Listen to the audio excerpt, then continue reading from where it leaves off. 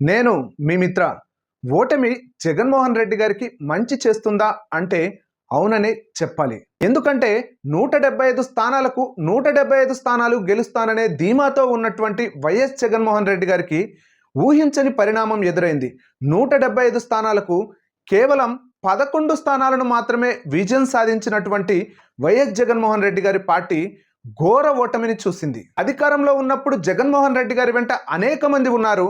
మరి YCP party ఎప్పుడైతే ఘోర ఓటమి చూసిందో పదవులకు సైతం రాజీనామా చేసి వైసీపీ పార్టీని వీడుతున్నారు అనేక మంది నాయకులు.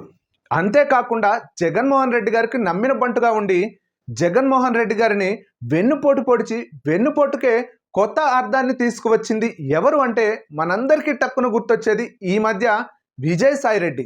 ఎందుకు నేను ఈ మాట అన్నాను అంటే జగన్మోహన్ రెడ్డి గారి వల్ల మాత్రమే విజయసాయి రెడ్డి ఎవరో ప్రజలకు తెలిసింది. లేకపోతే విజయసాయి రెడ్డి గారు కనీసం కార్యకర్తగా కూడా ఎవరికీ తెలియదు. కార్యకర్తగా కూడా పనికిరానటువంటి విజయసాయి రెడ్డి గారిని రాజ్యసభకు పంపించినటువంటి ఘనత వైఎస్ జగన్మోహన్ రెడ్డి గారిది. విజయసాయి రెడ్డి గారిని నమ్మి రాజ్యసభకు పంపిస్తే విజయసాయి రెడ్డి గారు మరి రాజ్యసభ సభ్యత్వానికి రాజీనామా చేసి ప్రత్యర్థులు అయినటువంటి జగన్మోహన్ రెడ్డి గారికి ప్రత్యర్థులు అయినటువంటి టీడీపీ పార్టీతో కలిశారు. పాముకి పాలు పోసినా కూడా విషాన్నే చిమ్ముతుంది అనే విషయాన్ని వైఎస్ జగన్మోహన్ రెడ్డి గారు మరిచారు. ఆంధ్రప్రదేశ్లో రాజకీయాలు ఎంత నీచంగా ఉన్నాయి అంటే మొన్నటి వరకు చంద్రబాబు నాయుడు గారిని టీడీపీ పార్టీ నాయకులను అంతేకాకుండా కూటమి నాయకులను నోటికి ఎంత మాట వస్తే అంత మాట తిట్టినటువంటి విజయసాయి రెడ్డి గారు ప్రస్తుతం టీడీపీ పార్టీకి స్నేహితులు అయ్యారు. ఇంతకంటే దారుణం ఇంకొకటి ఏమైనా ఉంటుందా?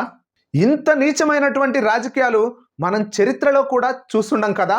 టీడీపీ నాయకులనే కాదు చంద్రబాబు నాయుడు గారిని కూడా తిట్టినటువంటి వ్యక్తిని స్నేహితునిగా చూస్తున్నారు టీడీపీ వారు. కారణం టార్గెట్ వైఎస్ జగన్మోహన్ రెడ్డి. ఏదో ఒక విధంగా వైఎస్ జగన్మోహన్ రెడ్డి గారిని జైల్లో పెట్టాలి, రాజకీయంగా వైఎస్ జగన్మోహన్ రెడ్డి గారిని దెబ్బ కొట్టాలి, ఇదే లక్ష్యం. ఏది ఏమైనా కావచ్చు కానీ రాజకీయాలను మాత్రం భ్రష్టు పట్టిస్తున్నారు.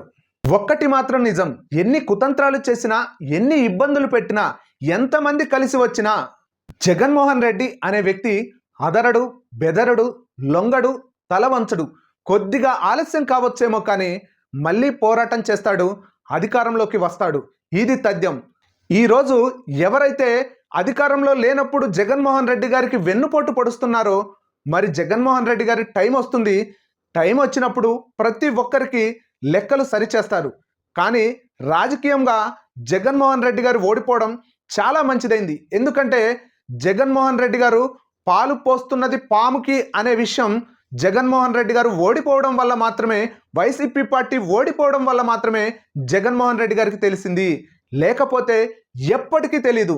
జగన్మోహన్ రెడ్డి గారికి వయసు ఉంది, ఈ రోజు కాకపోతే ఇంకోసారి ముఖ్యమంత్రి అవుతారు.